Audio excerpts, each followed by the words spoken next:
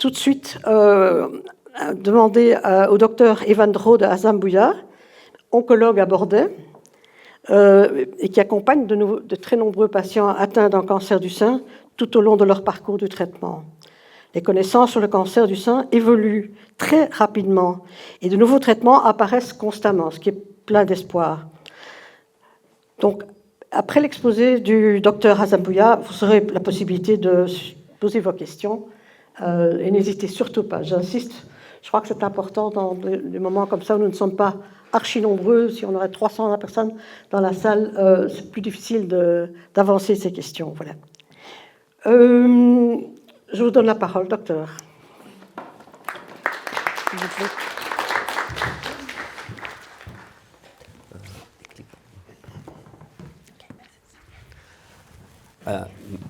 Bonjour à tous, à toutes. Merci beaucoup pour cette invitation. Vraiment un plaisir d'être ici et travailler avec Pinky Ribon. Et je pense que c'est une campagne très importante de discuter sur le cancer du sein métastatique. On parle beaucoup de la prévention, du diagnostic précoce, qui c'est important, mais aussi accompagner les patients avec un cancer du sein métastatique est très important parce que c'est un parcours assez lourd et avec beaucoup d'incertitudes. Et je suis ravi d'avoir des visages que je connais ici, que je suis à l'Institut, c'est très bien. Merci beaucoup d'être là aussi.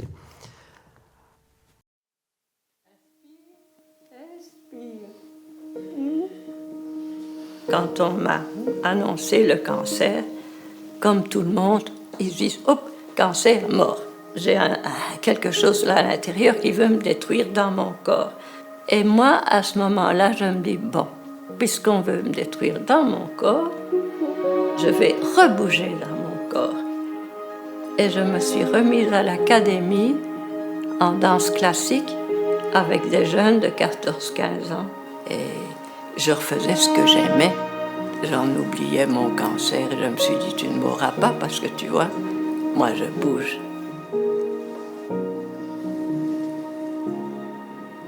En 2011, après de nouveau une mammographie, on a découvert qu'il y avait quelque chose qui n'allait pas.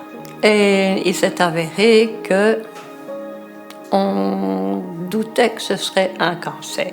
On a fait une ablation du sein parce qu'ils étaient assez volumineux et qu'il avait déjà la tumeur de 1,5 cm, plus une chimiothérapie.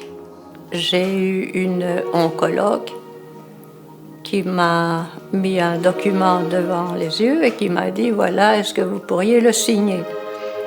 Je lui ai répondu « Écoutez, moi je ne signe pas comme ça, je suis déjà un peu choquée de tout ce que je vis en ce moment et mon père m'a toujours dit « Tu lis avant de signer quoi que ce soit ». Donc j'ai repris les documents à la maison.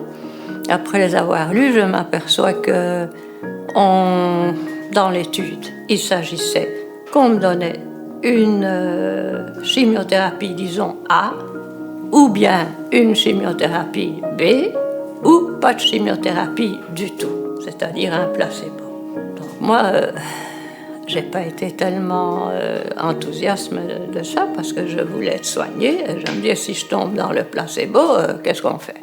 Donc j'ai pris un deuxième avis dans un autre hôpital où j'ai suivi une chimio sans radiothérapie qui m'a beaucoup aidée.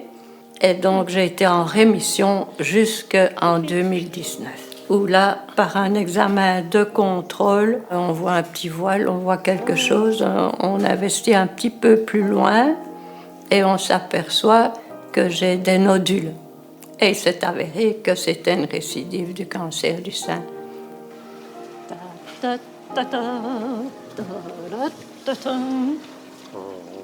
Nous sommes, mon époux et moi, relativement des jeunes mariés. On s'est mariés il y a 7 ans, mais on s'était connus il y a 50 ans d'ici, où nous avions travaillé ensemble, puis les chanteurs. Donc moi, je dansais, et on s'est trouvés dans un spectacle, on a sympathisé, et puis, spectacle fini, la vie nous a séparés, il a fait son chemin, j'ai fait le mien, et on s'est retrouvés il y a 8 ans d'ici, par hasard. Il a commencé à chanter, et j'ai embrayé dans sa chanson, Et il m'a dit, vous connaissez? Ben, je dis, oui, je le connais. Et comment se fait-il? Ben, je dis, j'ai travaillé dans le spectacle. Ah oui, moi aussi. Et voilà, ça a débuté comme ça, on ne s'est plus quitté. L'heure exquise qui nous grise lentement, la caresse, la promesse du moment, l'ineffable étreinte de nos désirs fous. Tout dit, gardez-moi, puisque je suis à vous.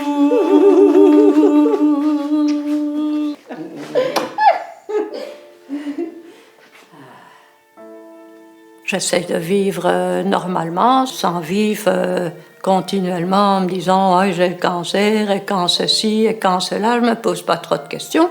Tant que je suis bien, je m'éveille et je me dis ouf, voilà, je suis en vie, qu'est-ce que je vais faire aujourd'hui? Et voilà, donc j'essaye de me faire plaisir. Je fais mes activités physiques, parce que j'ai été habituée, ça me fait plaisir. Et je joue avec mon chien, je fais mes promenades, je profite de mon jardin, j'aime la lecture, donc je lis beaucoup. Et donc, je me fais à manger pour nous deux, pour mon époux. Et tout va bien, je vis normalement, en oubliant au maximum que j'ai un problème.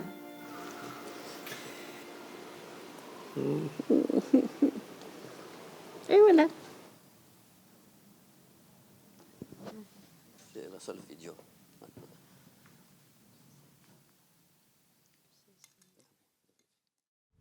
Oui. Donc, très belle vidéo, en effet. Ce qui est rien à passer, ça ne devait pas arriver. Hein. On ne propose pas une étude clinique à une patiente comme ça. On explique, on laisse les patients le temps de réfléchir, on discute, on explique bien. Les patients doivent poser toutes les questions. On ne fait pas comme ça. Ça ne doit pas se passer. Mais bon, ce que je voulais faire aujourd'hui, c'est discuter un tout petit peu sur les cancers, vous expliquer les cancers, comment on voit les cancers, pourquoi on fait des examens, qu'est-ce qu'on cherche dans des examens et pourquoi on cherche. Comme ça, vous pourriez comprendre. Et aussi, parler un tout petit peu sur de nouveaux traitements. Mais je ne vais pas rentrer dans des détails, je juste dirai quelques mots. Je sais qu'on a des questions après, mais si pendant la présentation, il y a des choses qui ne sont pas claires pour vous, n'hésitez pas. Okay? C'est mieux qu'on clarifie les choses pendant la présentation aussi. Donc, juste pour vous donner une idée, la biologie du cancer. Quand une cellule devient anormale et qui va développer un cancer, jusqu'à le cancer arrive à 1 cm, qui c'est plus ou moins quand on voit un cancer, ça peut prendre 12 ans. OK? Oui, c'est très très longtemps. Je vois votre visage. Donc, quand on diagnostique 1 centimètre, il y a déjà quelques années que la tumeur est là, la plupart des cancers. Si on ne fait rien, pour développer de 1 centimètre à développer une métastase, parce que ces cellules ne sont pas normales, elles vont se replier, dupliquer. Donc là, en 31 mois, on peut développer une métastase. Donc, plus de cellules, plus de volume tumoral, plus résistant et plus de métastases. Si on développe une métastase et que la patiente, par exemple, n'est pas traitée parce que la patiente n'est pas au courant de ça, pour développer une deuxième métastase, là, le temps, c'est 30 jours. Donc, ça avance beaucoup plus rapidement. Hein. C'est ça le problème du cancer. Et donc, c'est pour ça qu'on essaye de faire le diagnostic précoce parce qu'on veut guérir le patient. OK? Quels sont les facteurs de risque pour les cancers? Il y a des choses qu'on peut modifier, il y a des choses qu'on ne peut pas modifier. Hein? Par exemple, qu'est-ce qu'on peut modifier? L'activité physique, et ça c'est valide pour éviter un cancer, pour éviter une récidive et pour améliorer la qualité de vie, même pour les patients qui ont un cancer métastatique. L'obésité, l'alcool, la nutrition, hein? Des choses qu'on ne peut pas changer, c'est l'âge des patients, c'est le sexe, la race, l'histoire familiale, la mutation génétique, hein, la densité du tissu mammaire, ça c'est important aussi, et l'âge de ménopause et de ménarque, et le nombre de grossesses aussi. Ça sont toutes les choses qui peuvent jouer pour le développement d'un cancer du sein, et des choses qu'on peut modifier, des choses qu'on ne peut pas modifier. Comment on fait un diagnostic, hein? Ça c'est une mammographie tout en haut, et vous voyez qu'il y a des zones blanches là c'est une tumeur. Les radiologues voient ça, et ils peuvent faire une échographie ou une résonance, on voit la lésion, mais on est obligé de passer par une biopsie. Okay? Je sais que parfois ce n'est pas du tout à fait confortable, mais on doit passer par la biopsie pour faire un diagnostic. Et pourquoi cette biopsie est très importante pour nous? Parce qu'on veut voir quel est le type de cancer. Hein? Donc il y a des différents types de cancer. Cancer invasif, cancer pas invasif, DCIS, et ainsi de suite. Et dans les cancers invasifs, il y a des différents sous-types qui vont répondre à différents traitements aussi. Hein? On veut voir les grades de la tumeur, comment cette tumeur se duplique. Hein? Mais il y a 3 récepteurs aujourd'hui qu'on doit absolument tester chez tous les patients. Les récepteurs d'estrogène, les récepteurs de progestérone, et cette molécule, c'est le récepteur HR2. Okay? Ceci va nous dire quel est le type de cancer que la patiente a. Il va nous guider pour le pronostic, mais aussi quel est le traitement. Chaque type de cancer a un type différent de traitement en basant juste regardant ces 3 récepteurs. Et là, je serai un peu plus complexe, mais comme ça, vous pourriez comprendre les types de cancers. Donc, il y a le cancer luminal A, qu'on appelle. Okay? Peut-être vous avez déjà écouté ces mots. C'est les types de cancer où on a les cellules qui expriment les récepteurs estrogènes, récepteurs de progestérone, mais le 3e récepteur, le HR2, elle est négative. Et la façon comme la cellule se multiplie, elle ne se multiplie pas trop vite. Donc, c'est les moins agressifs, les types de cancer moins agressifs. Et là, c'est 50 à 60% des patients. Donc, c'est la grosse majorité des patients. Il y a un 12e luminal qu'on appelle luminal B. Il y a aussi des récepteurs d'estrogène. Peut-être un peu moins de récepteurs d'estrogène, peut-être un peu moins de récepteurs de progestérone, mais les récepteurs sont là, et les HR2 ils restent négatifs, mais la vitesse de multiplication elle est beaucoup plus élevée. Donc c'est pour ça qu'on regarde les grades. Par exemple, un grade 3 multiplie beaucoup plus vite qu'un grade 1.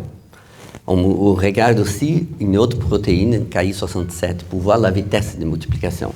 Et comme ça, c'est 15 à 20%. Donc ça répond un peu moins à l'hormonothérapie, et peut-être on doit passer par une chimiothérapie, même dans un cancer précoce. Et là, on parle de 15 à 20% de tous les patients. Et puis, il y a un 3e sous-type de cancer, ce qu'on appelle HR2 positif. Et là, on ne prend pas en considération les récepteurs estrogènes et progestérone, on regarde les HR2, qui est positif, et là, ça nous guide pour des types spécifiques de traitements anti-HR2 qu'on appelle. Par exemple, Herceptin, Perjeta, TD1, tous ces traitements-là. Et là, on parle de 15 à 20% de patients. Et puis, il y a les derniers, c'est qu'on appelle les triple-négatifs. Les triple-négatifs, c'est les types de cancers qui ont, il n'y a pas de récepteur d'estrogène, il n'y a pas de récepteur de progestérone, et les HR2, elle est négative. Donc, c'est entre 5 à 20%, et c'est les types les plus agressifs. Donc, c'est les types qu'on doit commencer par une chimiothérapie, et pour le moment, c'est les seuls subtypes qu'on peut utiliser l'immunothérapie. Okay? Tous les autres, pour le moment, on n'utilise pas d'immunothérapie, sauf pour les triple négatifs. Jusqu'à là, c'est clair? Ça va? OK. Donc, si on regarde, pourquoi je dis que c'est important pour nous de voir pour le traitement, mais aussi pour le pronostic. Quand on voit, si on fait des courbes de survie en fonction de ce type de tumeur, on voit que la ligne bleue, tout en haut, c'est les récepteurs hormonaux positifs, HR2 négatifs, en luminal A. Donc, c'est le sous-type qui va le meilleur.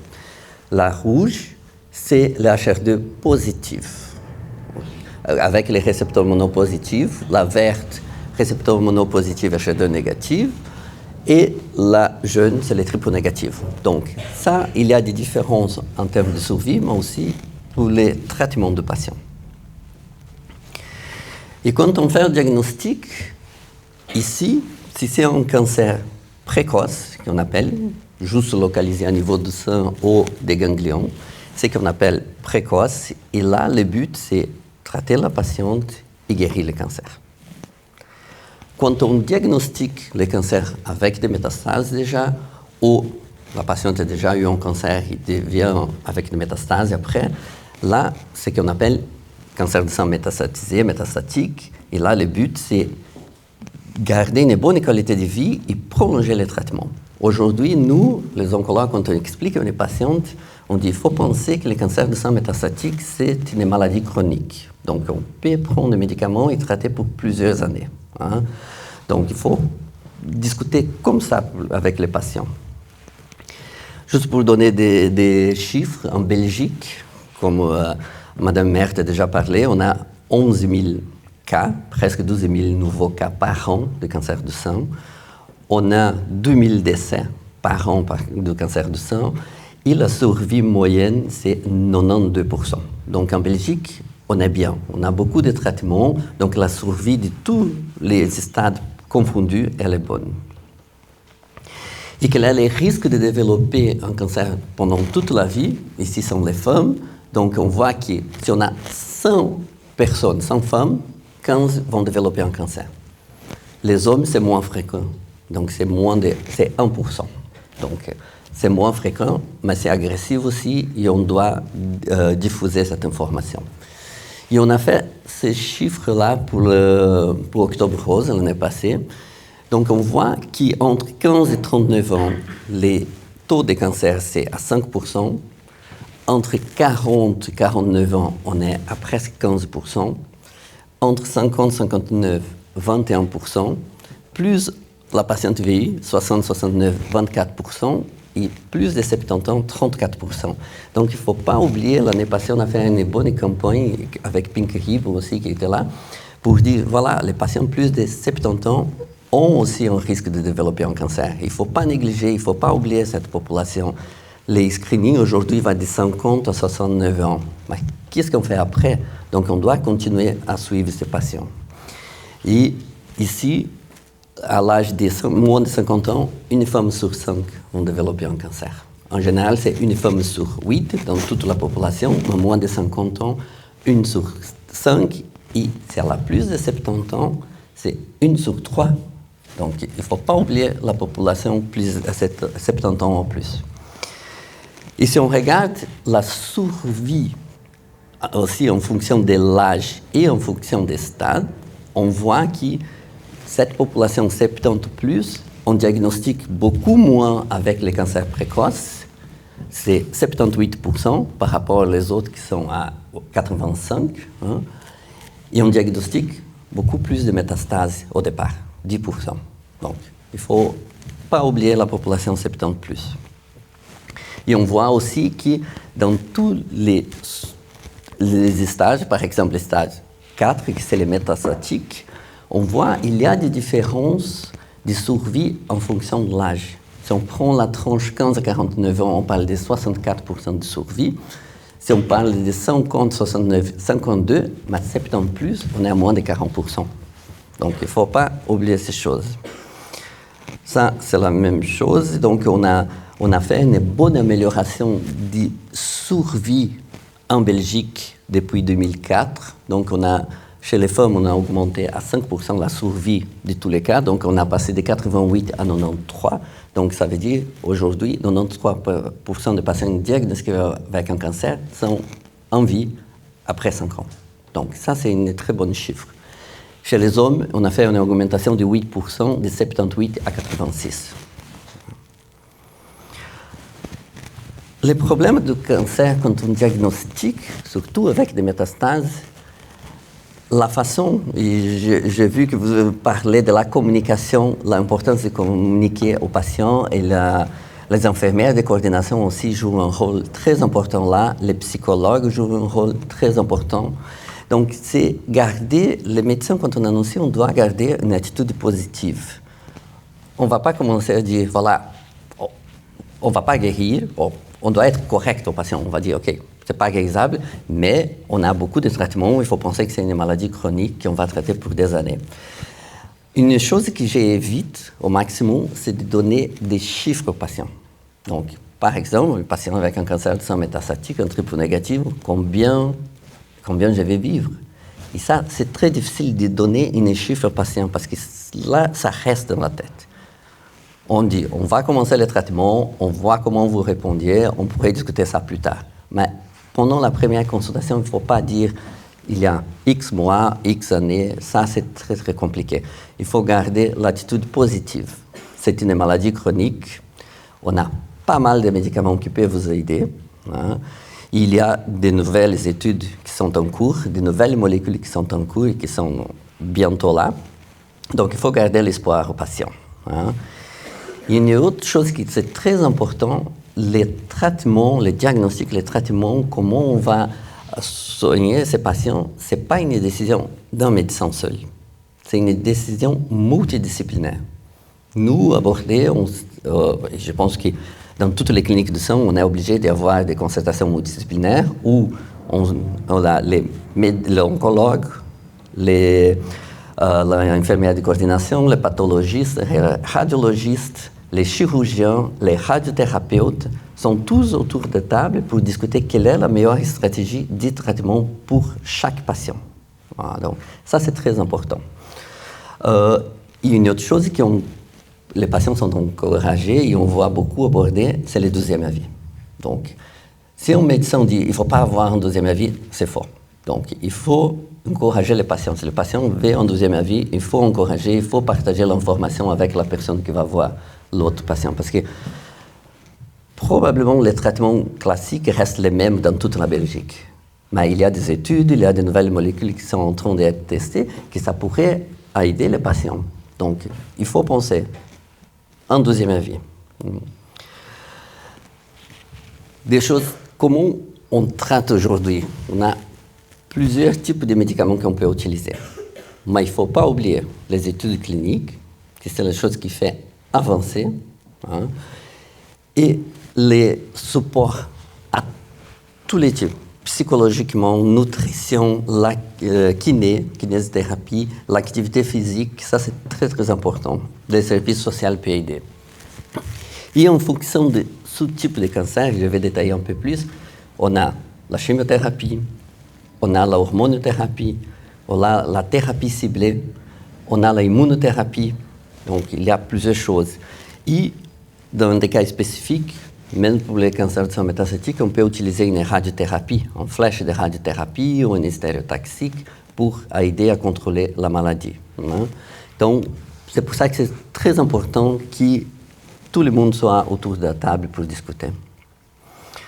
Donc, on va commencer avec les traitements systémiques. Je ne vais pas rentrer dans les détails si vous avez des questions spécifiques, mais je vais dire en grosso modo comment les oncologues pensent la stratégie de traitement pour ces patients. Okay? Comme vous voyez, ça c'est pour les cancers du sang métastatique. Donc, comme vous voyez, il y a plusieurs options de traitement. Ce n'est pas une seule. Okay? La première ligne de traitement, c'est la plus importante. Donc aujourd'hui, on sépare, on fait la biopsie, on voit les récepteurs estrogènes, progestérone, la HER2 négative, c'est un triple négatif. Mais aujourd'hui, on est obligé de tester un autre récepteur qui s'appelle PDL1. Et ça, c'est le récepteur qui va dire si la patiente va se bénéficier ou pas de l'immunothérapie. Okay? Si la tumeur a un PDL1 positif, aujourd'hui, on donne la chimiothérapie avec l'immunothérapie. Hein. Depuis quelques temps, il a été présenté, il y a quelques mois, qu'on utilise des anticorps, antibody drug conjugate, anticorps monoclonaux spécifiques avec l'immunothérapie. Pour le moment, ce n'est pas encore autorisé par l'EMA. Et donc, on attend l'autorisation EMA pour pouvoir avancer ça en Belgique aussi. Mais il y a plusieurs options. Si la tumeur est PDL1 négative, là, on compte sur la chimiothérapie, mais on doit aussi regarder si la patiente a fait un test génétique.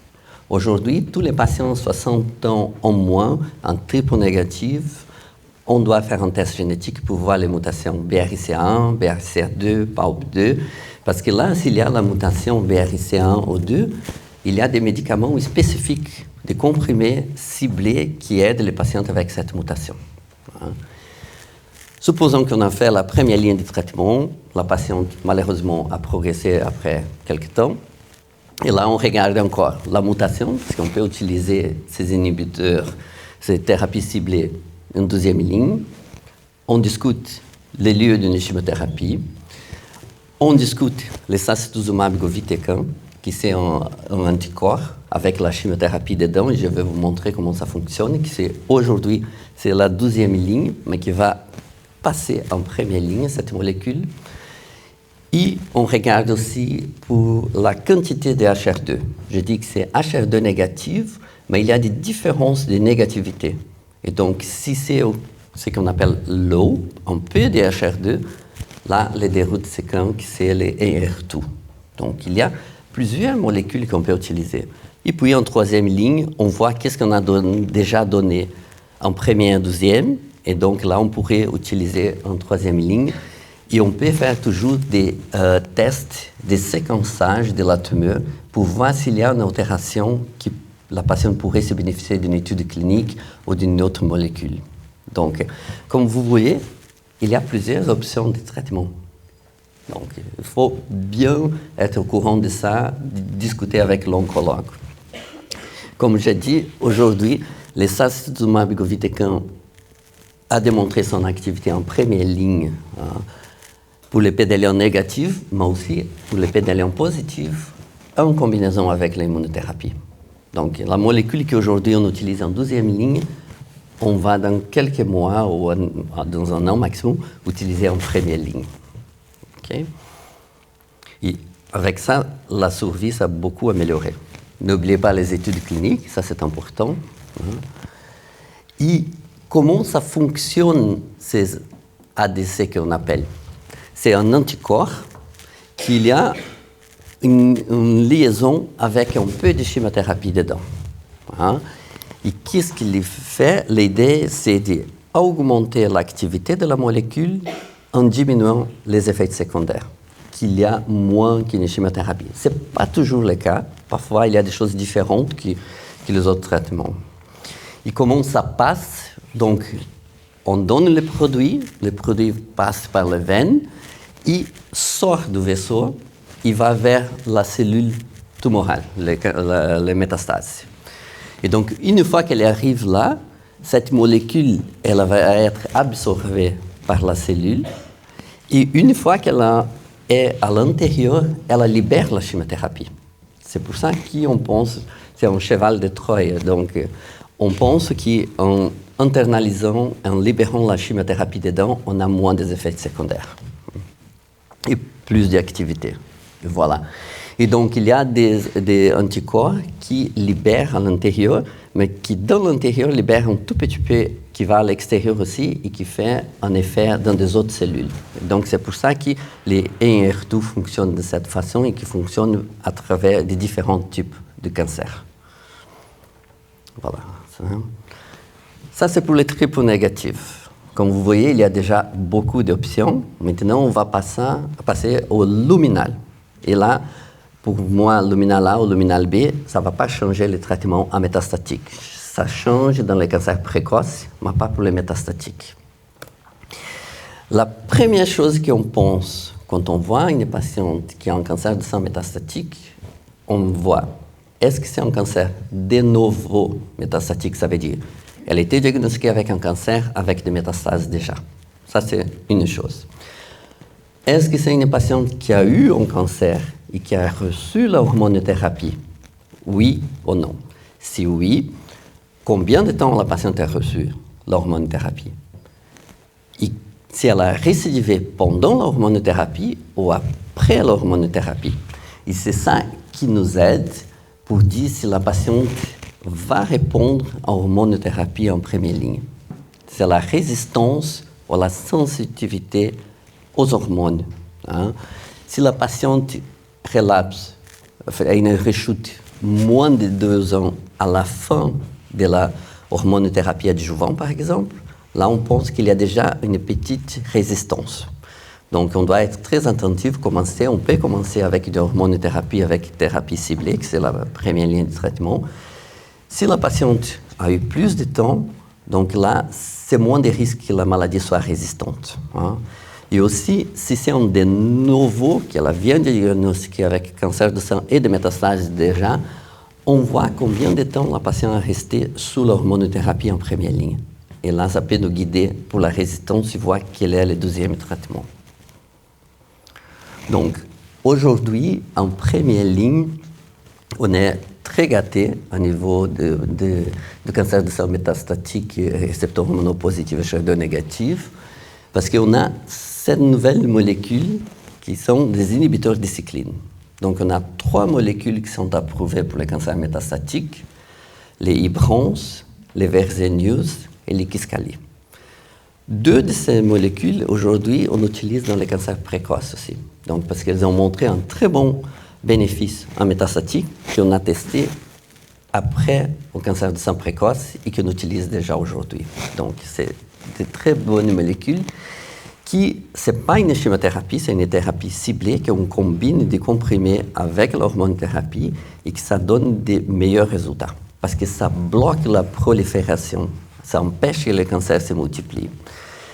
Ça peut donner quelques effets comme une chimiothérapie, par exemple au niveau des globules blancs. On voit parfois une neutropénie, une chute de globules blancs, mais ce n'est pas une catastrophe. Donc on adapte la dose, ça peut passer. Et ça peut donner un peu de fatigue. Et comme vous voyez, ici, on a beaucoup plus d'options par rapport au triple négatif. Là, on avait déjà pas mal. Ici, comme vous voyez, première ligne, deuxième ligne, troisième ligne. Il y a plein d'options. Il y a tellement de nouveaux traitements ciblés pour la deuxième ligne. Malheureusement, en Belgique, on est un peu bloqué pour le moment. Il n'y a pas beaucoup de remboursement pour toutes ces nouvelles molécules. Mais la première ligne aujourd'hui, ça reste une hormonothérapie avec les inhibiteurs de cycline. Hein. Et là, on peut utiliser, il y a des patients qui utilisent 5, 6, 7, 8 ans. Donc, c'est un traitement qui fonctionne bien. La deuxième ligne, comment on choisit la deuxième ligne? Là aussi, on pense, la patiente a bien répondu à la première ligne, on va tester une deuxième ligne d'hormonothérapie avec des autres molécules ciblées aussi. Donc, on doit tester des différents biomarqueurs.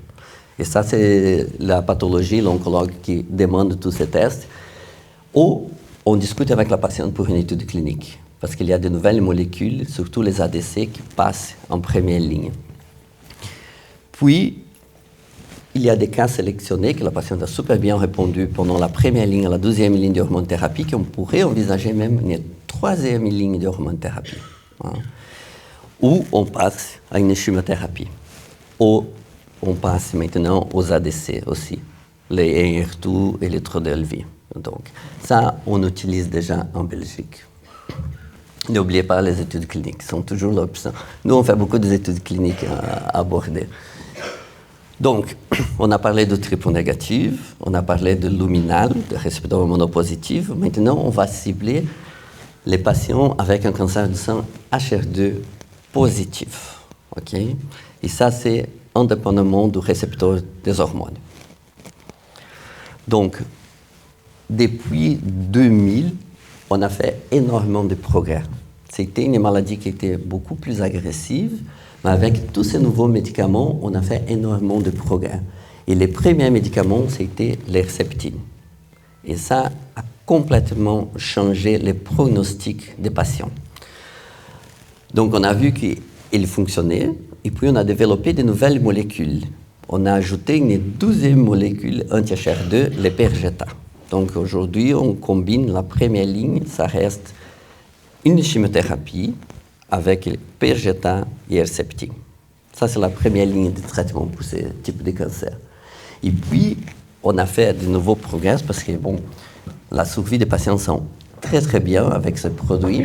On a fait des deuxièmes molécules qui s'appellent Kadcyla, qui c'est un TDM1.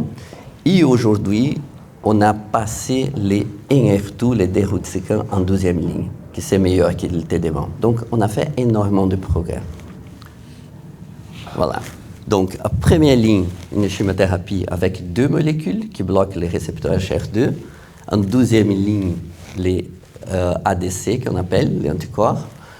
Troisième ligne, une autre molécule, c'est une molécule orale qui s'appelle tucatinib, et qui on prend et qui, avec une chimiothérapie et le Herceptin. Donc, il y a plusieurs lignes de traitement. Et puis après, si ça progresse, donc on a plusieurs options. Donc, c'était un type de cancer qui était super agressif au départ et qui est devenu aujourd'hui une maladie chronique. Moi, j'ai des patients avec les PRGT Herceptin parce qu'on commence par la chimiothérapie, on fait 6 cycles et puis on arrête la chimiothérapie et on garde ces 2 molécules seules toutes les 3 semaines. Et ça ne donne pas des effets secondaires, sauf qu'on doit contrôler à niveau cardiaque. Mais c'est une molécule qui passe bien. Moi, j'ai des patients qui sont là 7, 8 ans sous traitement et qui ont une très bonne qualité de vie. Donc, ce n'est pas du tout de chimiothérapie. Et que c'est très intéressant pour les patients qui ont une vie normale, sauf qu'ils doivent venir à l'hôpital tous les 3 semaines pour faire une injection. Donc, le traitement du cancer du sein métastatique a énormément évolué. Quand moi, j'ai commencé l'oncologie, ça fait... Je suis en Belgique depuis 23 ans maintenant. Donc là, on avait juste la chimiothérapie et une hormonothérapie. Aujourd'hui, on a une possibilité énorme de traitement. Donc ça, les dernières 10 années ont beaucoup évolué. La survie des patients a beaucoup évolué également. Il y a de nombreuses nouvelles thérapies ciblées qui aident énormément. L'oncologue, ça c'est très important. L'oncologue doit écouter non seulement les besoins, mais aussi les souhaits des patients. Et ça, c'est une discussion. Il y a des traitements qu'on discute avec les patients. Voilà, des chimiothérapies, par exemple. Cette chimiothérapie, on donne une fois toutes les 3 semaines. Cette chimiothérapie, on donne une fois toutes les 2 semaines. Cette chimiothérapie, on donne une fois par semaine. Il faut discuter parce qu'il y a toute la partie logistique aussi et financière derrière ça. Qu'est-ce qui convient mieux aux patients? Il ne faut pas oublier ça. On essaye de garder la qualité de vie des patients, ça c'est très important. Et comme j'ai dit, la discussion multidisciplinaire. Donc on ne peut pas juste un oncologue prendre la décision. Il faut que les autres spécialistes sont là dans la salle. Donc on a d'espoir pour le cancer du sein métastatique. On a fait énormément de progrès. Il y a d'espoir aux patients. Et ça, c'est notre équipe du Bordeaux de la clinique du sein. Merci beaucoup.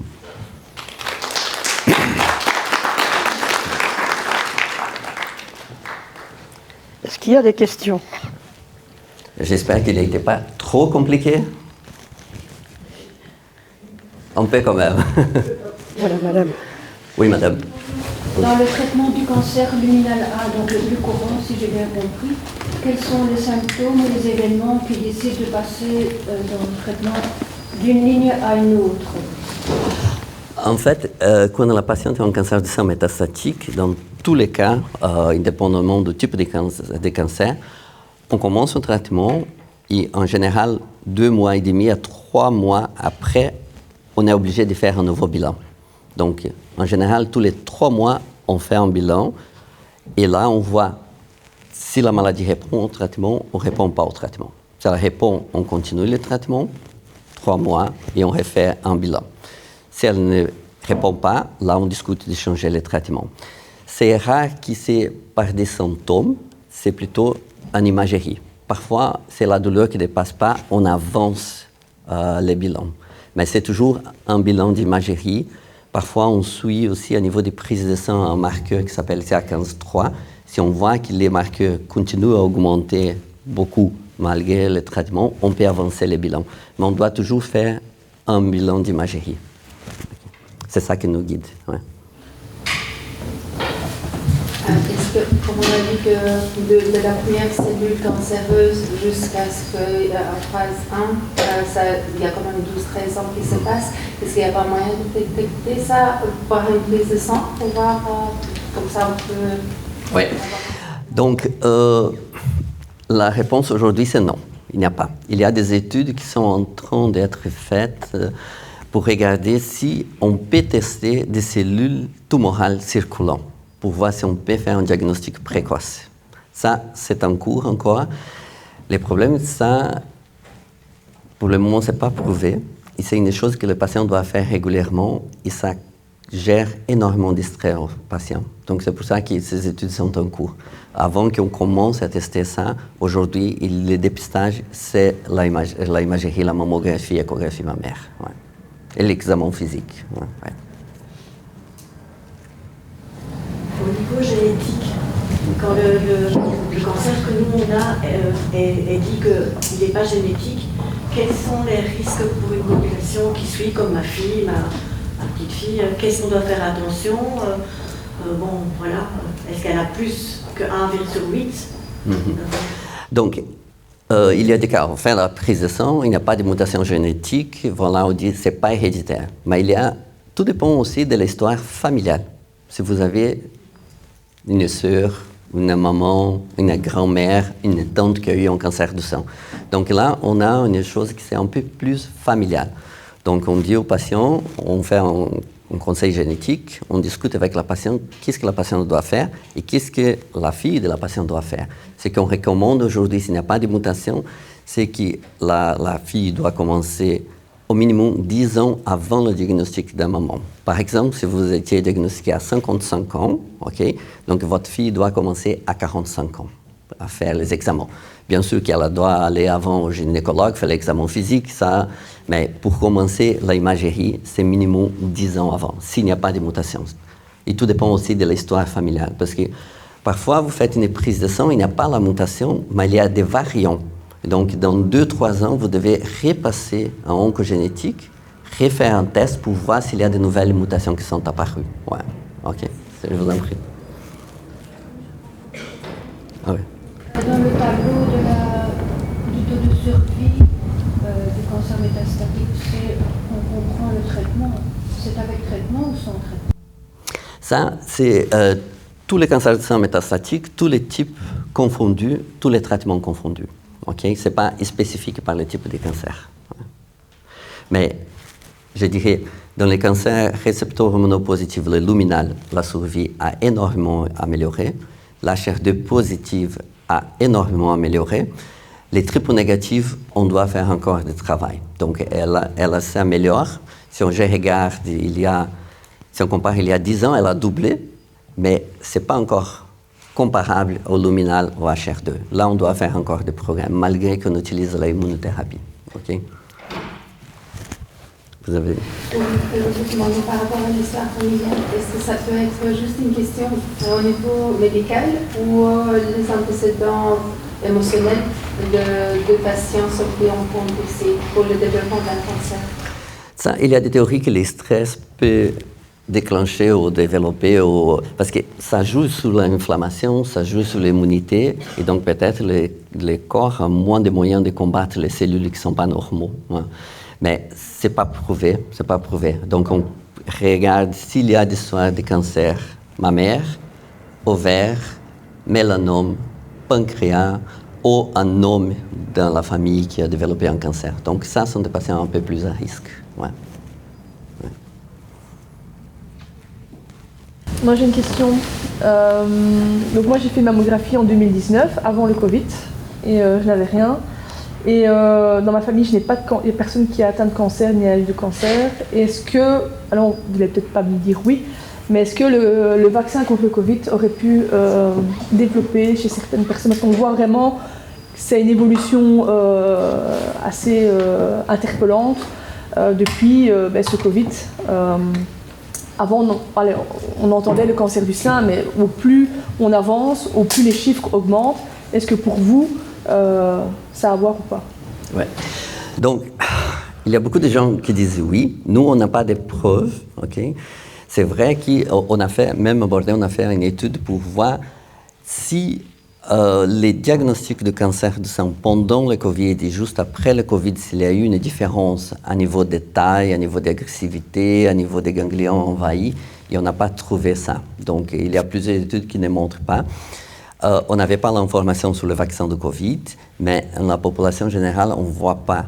Mais c'est vrai que les comportements ont beaucoup changé, le niveau de stress est complètement différent, l'obésité augmente, toutes les choses inflammatoires qui peuvent contribuer pour les cancers. Donc, je ne pourrais pas dire que le vaccin est responsable du cancer. Oui. En fait, je voulais savoir si finalement les personnes qui ont développé un cancer du sein, s'ils sont susceptibles probablement de développer aussi un cancer des ovaires. Oui, donc en fait, s'il y a la mutation génétique, BRCA1, BRCA2, là, il y a plus de risques. Là, donc, on discute de faire des mastectomies, de réduction des risques, et parfois on discute d'enlever les ovaires après 40, 45 ans, dépend du type de mutation. S'il n'y a pas de mutation, les risques pour les ovaires, ils n'existent pas. Donc, il faut un suivi gynécologique normal. Il n'y a pas de risque, il n'y a pas de recommandation de faire des ovarectomies prophylactiques, non.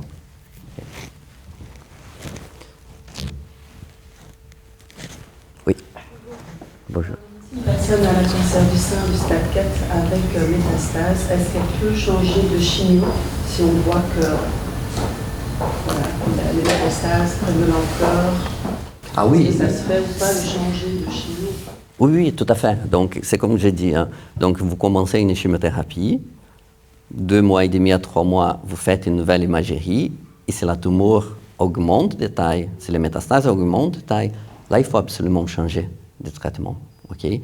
Si elle diminue ou ça reste stable, on garde le même traitement. Mais il faut avoir une augmentation de 20% à niveau de taille. Par exemple, s'il y a une métastase de 1 cm, il faut avoir 13 mm, plus que 20%. Donc là, c'est une progression par imagerie, et là, on change le traitement. Là, on est obligé de changer le traitement.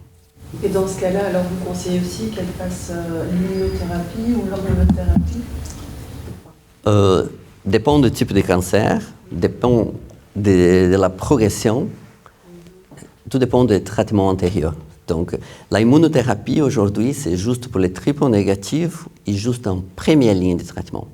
On a fait des études en 2e et 3e ligne, 3e traitement, et là, il n'y a pas de bénéfice. Donc, si l'immunothérapie doit être utilisée, c'est première ligne de traitement, premier traitement pour les cancers de sang métastatiques et triple négatifs. C'est le seul. Okay?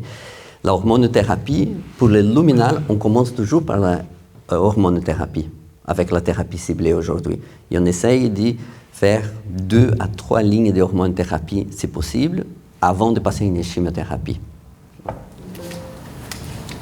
Dans le cadre de nodules dans certains organes, on dit qu'il n'est pas encore métastasé, il n'est pas encore envahi, mais qu'on surveille quand même.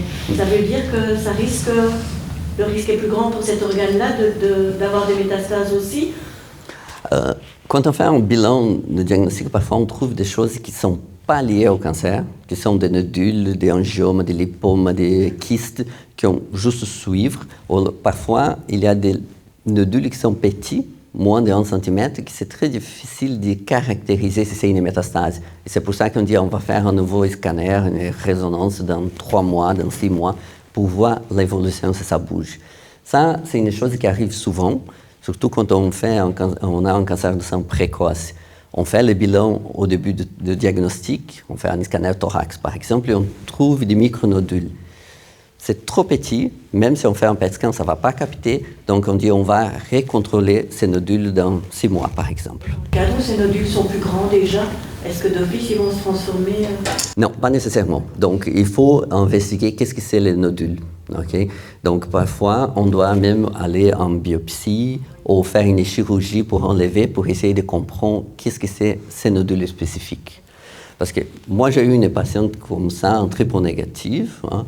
Elle était traitée en chimiothérapie, elle a été en réponse complète. Ça veut dire, quand on a opéré la patiente, il n'avait plus de tumeur, mais 1 an après, il y a eu des nodules pulmonaires qui sont apparus. Et donc là, c'est une métastase, c'est pas une métastase. Et donc là, la patiente était en chirurgie et ce n'était pas du tout de métastase. Donc avant de dire c'est une métastase, il faut commencer une chimiothérapie, par exemple. Il faut bien avoir un diagnostic, être sûr que ce soit une métastase. Parce qu'il y a beaucoup de nodules qui ne sont pas du tout des métastases. Et dans le cadre où c'est déjà, on a dit que c'était déjà précurseur, mais que ça reste mesuré. Donc ça n'évolue pas parce que le traitement... Continue. On garde, on fait rien. On fait rien. Ouais. Donc, on fera une petite pause maintenant, très courte.